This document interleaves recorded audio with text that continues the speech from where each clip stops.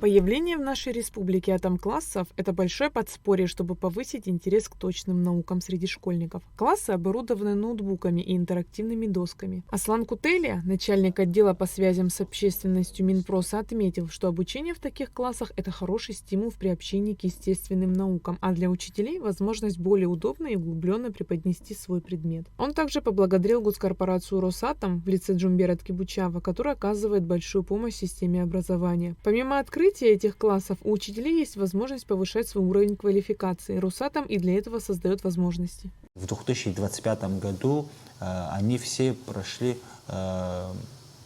обновление. То есть это и кабинеты были обновлены, приведены в порядок, оборудование заменены. И за что мы также хотели бы поблагодарить сотрудничество с госкорпорацией «Росатом» и Министерством просвещения Республики Абхазия, оно продолжается, и мы надеемся, что будет возможность открытия и в других районах. К сожалению, на данном этапе не во всех районах атом-классы представлены, но мы надеемся, что в ближайшее время сможем это реализовать. На данный момент в Абхазии открыто 5 атом-классов, 2 в Пицунде и по одному в Сухуме, Тамыше, Кварчале. Уклон по большей части идет на углубленное изучение точных наук, физики, математики, информатики. Однако есть определенные сложности, связанные с нехваткой учителей. Открытие таких атом-классов, где оснащение на высочайшем уровне, еще один стимул для приобщения учителей.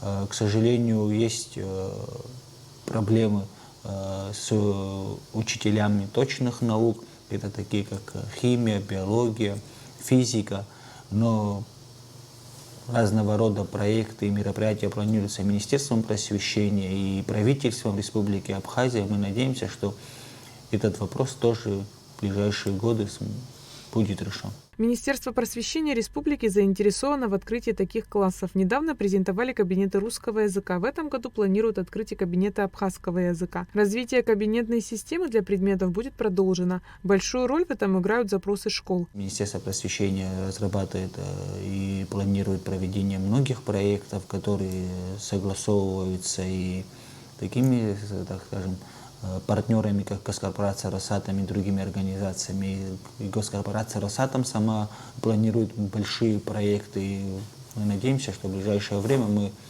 озвучим их и будет также радовать и в других районах. Это не только по открытию атом-классов, но и госкорпорация «Росатом» еще и открывает и площадки. Это и в городе Сухум была открыта большая площадка, это в Зарчальском районе была дальше площадка открыта. То есть госкорпорация «Росатом», она не только в открытии атом-классов задействована, но и в других направлениях тоже. У учеников, проявивших себя в атом-классе, есть возможность посещать всероссийские центры, такие как «Орленок», «Смена». Так, в проекте «Школа Росатома» из Абхазии было более 20 школьников. Айлита Арутюнян, Алексея Гухова, Абхазское телевидение.